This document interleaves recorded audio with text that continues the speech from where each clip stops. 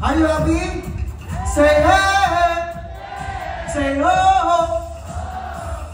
Mga kapuso, ako yung may katanungan. Anong tawag sa toge na may kasamang toge? Eddie, together! Jason Gainza!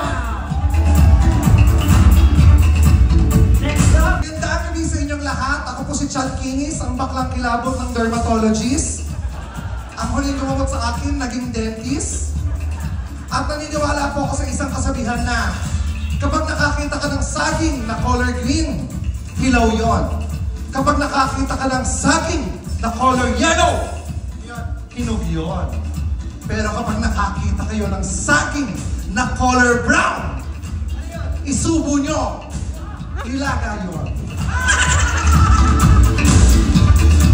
Empoy Marquez, meron po akong acid reflux. Pero magaling na po dahil binigyan po ako ni Kim Molina kanina ng gamot.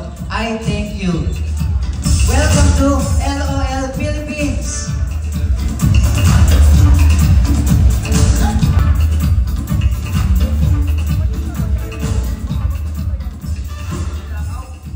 Magandang gabi po sa inyo lahat! Ako po si Kim Molina, ang Jowable ng Pilipinas. May kasabihan po tayo, kung ayaw mong masaktan, ikaw ang unang mang-iwan. Pero yung susunod po dito, hindi ko iiwan kasi love ko siya. Pero para sa 1,000,000, walang jowa-jowa. Magandang gabi sa inyong lahat. Ako po, si Gerald Napoles, ang may pinakamalaking T, wala sa sarili, at pinakamahabang bu. Hi sa kanilang lahat. Maraming salamat po. I thank you.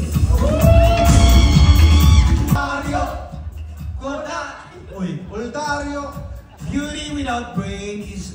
Magandang gabi po. Nasa inyong harapan ang... bakit ano ba yun? Kaya ko naman na... Hindi natapos yung damit Mamadali ako. Nasa inyong pong harapan ang beauty queen. At maintiman po ako sa inyong paningin. Naniniwala po ako na ang singit na madilim ay akin. Ultario!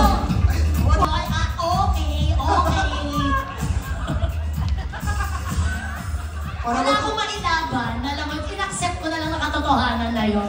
Walang dede, tama. Magandang gabi po sa inyong lahat. Ako po si Tuesday Vargas at hindi po ako yung mayor ng... Alam nyo na. Pero pumikit kayo, medyo kaboses ko. Pikit kayo, pikit.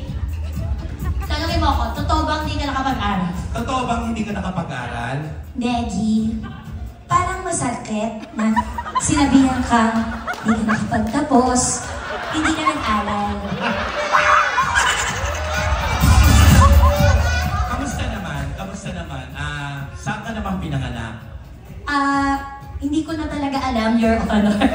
Sa dami ng naisagot ko. Pero ito po talagang gusto ko pong sabihin sa inyong lahat. Pilipino po ako, hindi po ako spy. In fact, may dala nga po ako sa inyong delicacy galing ng Bamban sa sobrang proud kong maging taga-Tarlac. Itlog ng Pogo.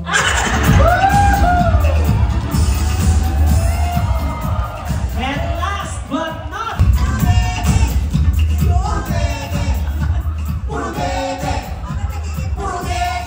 Hello, welcome back to me. Gusto ko yung welcome niya yung sarili niya. Go, go. Alright. Of your very American. Yes, Europe. I believe in the saying. Ay, Ano? You believe in the saying that LOL is the best. that too much lol? Todo na LOL. Yes! Todo na lang! Because from Prime.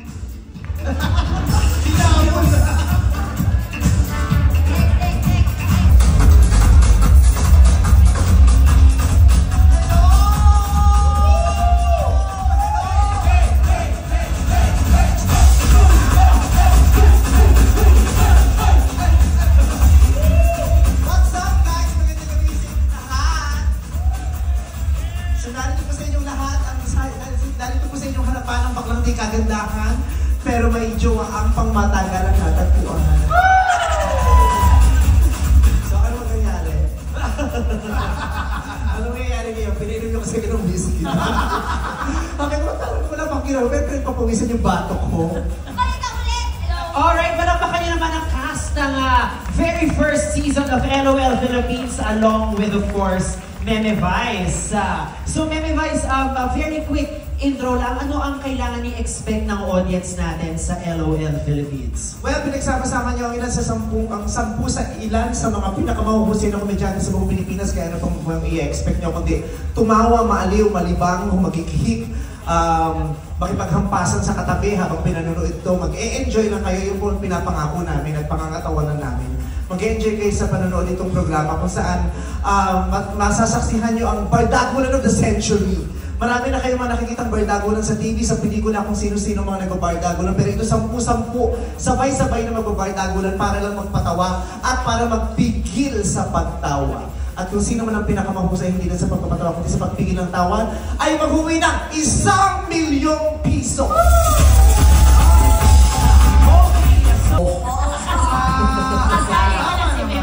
Okay, eto Hindi ko magpauso ng offense kahit wala naman. hindi ko natanong kanina, pero sino sa tingin nyo ang pinakaunang ma-eliminate sa competition? Puro ulit. Siya din.